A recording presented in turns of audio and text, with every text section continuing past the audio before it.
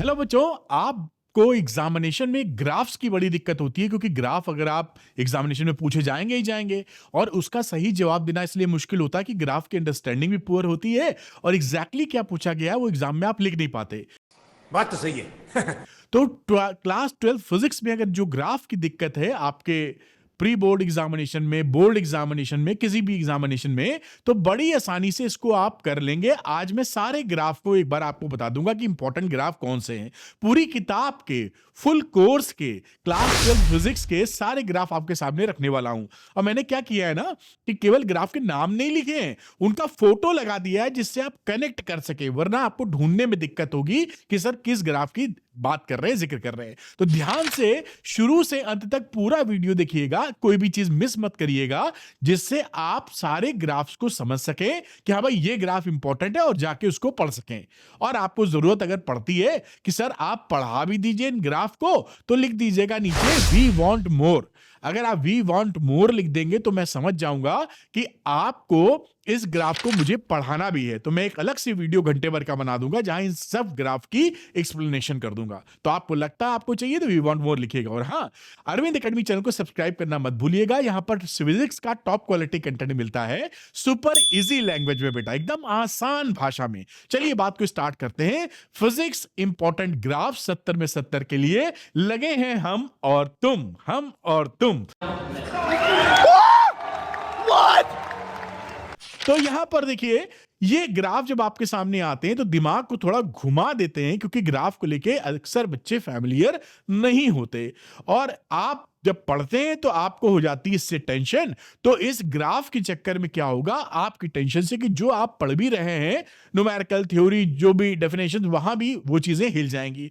और एग्जामिनेशन में जब आप बैठते हैं तो आपको यही लगता है कि ग्राफ्स बहुत ही टफ है, क्योंकि जो एग्जामिनेशन के लिए ग्राफ आने चाहिए उसका थोड़ा सा मामला टेढ़ा होता है, वो सही जानकारी आपको नहीं होती। लेकिन मेरा वादा है कि इस वीडियो के बाद आप इस तरह की मुस्कुराहट लेके चलेंगे। अगर आप इस समय सैड हैं तो हैप्पी हो जाने वाले हैं। ये वीडियो, अकेला ये वीडियो इतना पंप कर देगा आपको या सही दिशा में लेके चलेगा। चलिए शुरू करते हैं इंपॉर्टेंट ग्राफ की कहानी।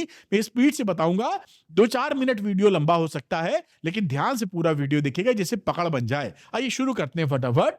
तो ये रही पहले चैप्टर की बात, इलेक्ट्रिक चार्जेस एंड फील्ड्स की। यहां पर ये ग्राफ आप देखिए, जो इनफाइनाइटली लॉन्ग वायर होता है, चार्ज वायर, उससे जो ग्राफ बनता है ये वाला graph E is versus R का, इसको आप तैयार करके रखिएगा। बाजू में मैंने फॉर्मूला भी लिख दिया है, ज्यादा डिटेलिंग नहीं करेंगे वरना वीडियो की लेंथ बड़ी लंबी हो जाएगी। दूसरा देखिए, स्फेरिकल शेल की वजह से जो इलेक्ट्रिक फील्ड होता है E versus R, spherical shell की वजह से, वो ग्राफ को आप तैयार करके रखिए। चैप्टर नंबर 2 की बात करते हैं, पोटेंशियल एंड कैपेसिटेंस की। तो यहां पर पोटेंशियल की बात की जा रही है, V वर्सेस R ग्राफ।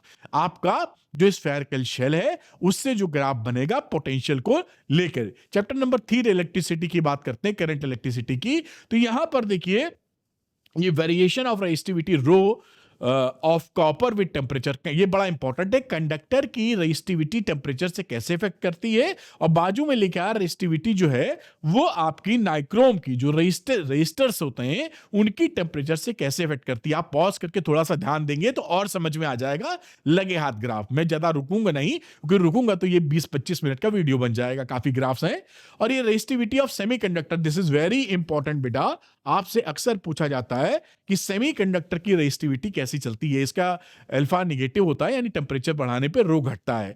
आगे बात करते हैं बेटा VI graph for junction diode. ये बड़ा इंपॉर्टेंट है, इसको भी जरूर करके रखिएगा। जंक्शन डायोड जो सेमीकंडक्टर के 14वें चैप्टर में आता है, करंट इलेक्ट्रिसिटी में बनाइए, नॉन ओमिक रेजिस्टेंस होते हैं इसलिए ऐसी बात की गई है। साथ में यहां देखिए वीआई ग्राफ फॉर गैलिनियम आर्सेनाइड, जो एलईडी में यूज किया जाता है बनाने में, इन नॉन ओमिक बिहेवियर को शो करता है। तो ऐसे ग्राफ यहां पर देखिए, एक लिखा है नॉन लीनियर रीजन, और ये निगेटिव, ये दिखाने का पर्पज है, निगेटिव रेजिस्टेंस रीजन का मतलब होता है जब आप V को बढ़ाएं और R घटे। नॉर्मली V बढ़ाने पर I घटे। नॉर्मली ओम्स लॉ के हिसाब से V बढ़ाने पर I बढ़ता है, लेकिन इस वाले रीजन में V बढ़ाने पर I घट रहा है, तो इसको पकड़ के रखिएगा। ये mercury loses complete resistance at 4.2 kelvin. ये ग्राफ भी इंपॉर्टेंट है, तैयार करके रखिए। ये है आपका देखिए E versus R, EMF versus resistance, और ये V वर्सेस R, ये दोनों ग्राफ करंट इलेक्ट्रिसिटी में आते हैं, इसको भी तैयार करके रखिएगा। V वर्सेस I ग्राफ, इसको भी आपके सामने मैंने रख दिया। कहीं भी दिक्कत हो पॉज करिए वीडियो, ध्यान दीजिए, नोट कर लीजिए, लगे हाथ काम खत्म कर दीजिए 15-20 मिनट लगा के। और ये रहता है चौथे चैप्टर का मैग्नेटिक इफेक्ट ऑफ करंट का। तो ये जो मैग्नेटिक इफेक्ट होता है एक वायर की वजह से, from a long state conductor, उसकी वजह से ये मैग्नेटिक इफेक्ट का ग्राफ आपका बनेगा बी वर्सेस आर। उसके बाद बात करते हैं जो आपकी लूप होता है, on the axis of the loop, current carrying circular loop जो होता है उसकी एक्सेस पे जो बात की जाए कितना मैग्नेटिक फील्ड बनता है, तो ये मैग्नेटिक फील्ड का वो ग्राफ है। दूसरी सोलेनॉइड के बीच में जो ग्राफ बनता है उसकी एक्सेस पे, उसका ये ग्राफ दिया गया है, जो कि मैंने सब मेंशन किया है, आपको कहीं दिक्कत नहीं आने वाली। उसके बाद देखिए ये अगेन, ये जो एक कंडक्टर होता है, थिक कंडक्टर बोले, इसके सरफेस पे और इसके बाहर इसका और इसके अंदर इसका ग्राफ कैसे बनता है, इस तरीके से बनता है। थिक कंडक्टर, थिक वायर की बात कर रहे हैं, उसके अंदर मैग्नेटिक फील्ड का जो ग्राफ बनेगा वर्सेस आर, तो बी वर्सेस आर की बात की जा रही है थिक कंडक्टर के अंदर। आगे की बात करते हैं चैप्टर नंबर 5 में मैग्नेटिज्म में, तो ये एक्सएमटी ग्राफ है, सब्सिबिलिटी का एब्सोल्यूट टेम्परेचर से ग्राफ मिल जाता है आपको, तो इसको भी तैयार करके देखिए, क्यूरीज लॉ है पैरामैग्नेटिक सब्सटेंस के लिए। फिर ये एक होता है जो डायमैग्नेटिक सब्सटेंस में आप देखेंगे तो ये टेम्परेचर से इंडिपेंडेंट होता है, तो ऐसा ग्राफ मिलता है, एक्सएम नेगेटिव होता है और साथ में टेम्परेचर से independent. Very important graph for your exam. बात करते हैं चैप्टर 6 में, कोई ग्राफ आपको नहीं मिलेगा। चैप्टर 7 की बात करते हैं अल्टरनेटिंग करंट में, तो अल्टरनेटिंग करंट कैसी होती है इसका ग्राफ बनाइए आप। साथ में देखिए ये प्योर रेजिस्टेंस सर्किट का ग्राफ है, प्योरली आर सर्किट, तो प्योर रेजिस्टेंस सर्किट के लिए ग्राफ बनाइए। ये है प्योरली ओनली इंडक्टर सर्किट, उसके लिए ग्राफ है बेटा। फिर ओनली ये एक्सेल, ये बहुत इंपॉर्टेंट है, बहुत पूछा जाता है, वेरी इंपॉर्टेंट। ये एक्सेल वर्सेस एफ है, ये बहुत पूछा जाता है, और ये आप देख रहे हैं एक्सेल वर्सेस एफ का ग्राफ। फिर उसके बाद प्योरली कैपेसिटिव सर्किट के लिए ये फेजर डायग्राम, और इस ग्राफ को तैयार करके रखिएगा। उसके बाद आता ही है इस कैपेसिटिव सर्किट में एक्सी वर्सेस एफ, ये एक्सी वर्सेस एफ है, इसको भी अच्छे से तैयार करके रखिएगा, काफी इंपॉर्टेंट पड़ जाता है। उसके बाद देखिए एलआर सर्किट है, इस तरह से फेजर डायग्राम बनेगा, इसकी क्लैरिटी होनी चाहिए। उसके बाद सीआर सर्किट है, इसकी क्लैरिटी होनी चाहिए, कैसे ग्राफ बनेगा।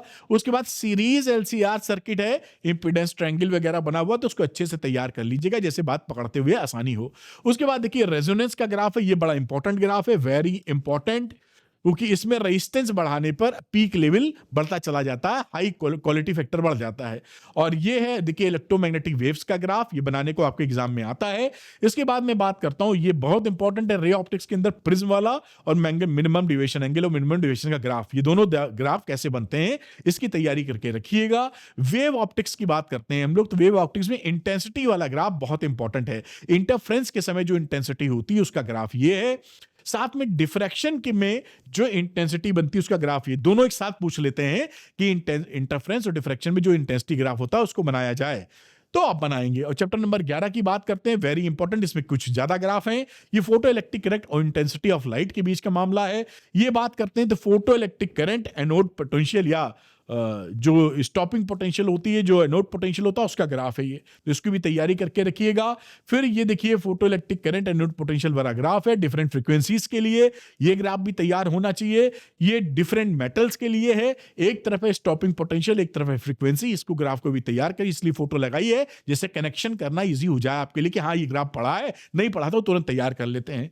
और ये stopping potential frequency of incident radiation का, जिससे आप प्लैंक कांस्टेंट निकालते हैं और साथ में वर्क फंक्शन निकालते हैं, उसके लिए ग्राफ है।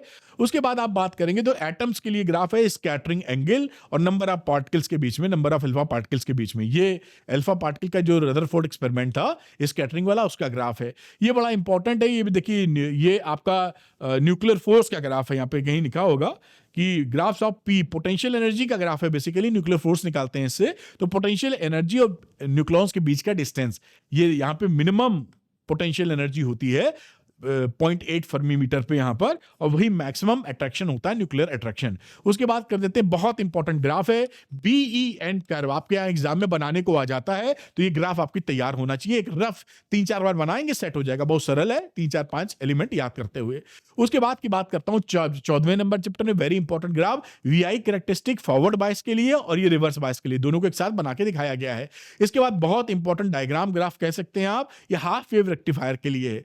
हाफ वेव रेक्टिफायर के लिए एक चीज पूछता हूं कि अगर इनपुट फ्रीक्वेंसी मुझे बताएं, इनपुट फ्रीक्वेंसी अगर 50 हर्ट्ज है तो आउटपुट कितनी होगी, आउटपुट फ्रीक्वेंसी। इसीलिए इसी का आप बना दीजिएगा, अगर आपको आता है तो लिखिएगा, इंपॉर्टेंट है, पूछा जाता है। फुल वेव रेक्टिफायर की बात करूंगा तो ये ग्राफ इंपॉर्टेंट है। फुल वेव रेक्टिफायर में अगेन इनपुट फ्रीक्वेंसी अगर 50 हर्ट्ज है तो आउटपुट फ्रीक्वेंसी बताइए, आउटपुट बताइए, दोनों के लिए लिखिए, हाफ वेव फुल वेव के लिए। अगर आता है तो लिखिएगा, क्योंकि एग्जाम में पूछा जाता है, आना चाहिए। तो ये सारे ग्राफ्स मैंने आपके फटाफट करवा दिए। कुछ इंपॉर्टेंट इंफॉर्मेशन, ये देखिए 12th संपूर्ण एक कोर्स है जो न्यूमेरिकल पे फोकस करता है। इसमें पिछले 10 साल के PYQs वीडियोस हैं, NCERT एक्सरसाइज का वीडियो सोल्यूशन है, बहुत ही सरल भाषा में NCERT एग्जाम्पल्स का वीडियो सोल्यूशन है, पूरी NCERT 12th और साथ में 10 साल के PYQ वीडियो। न्यूमेरिकल की छुट्टी हो जाएगी 12th संपूर्ण से। ये कंपिटेंसी बेस्ड क्वेश्चन का कोर्स है, 24 नंबर पक्के, MCQ असर्शन रीजनिंग के स्टडी 24 नंबर की आती है। वीडियो कोर्स है, 56 केस स्टडीज के अंदर है, वीडियो फॉर्मेट के अंदर है ना, तो इसको भी आप ले सकते हैं। ये दोनों कोर्स, ये न्यूमेरिकल्स के लिए, कंपिटेंसी बेस्ड क्वेश्चन के लिए। और अगली बात आती है डेरिवेशंस की छुट्टी, तो डेरिवेशंस के लिए ये कोर्स ले सकते हैं, जो ऑल डेरिवेशन 130 डेरिवेशंस का वीडियो है, साथ में प्रिंटेबल नोट्स के साथ में है। देखिए वीडियो और प्रिंटेबल नोट जो फटाफट रिवीजन में मदद करेगा।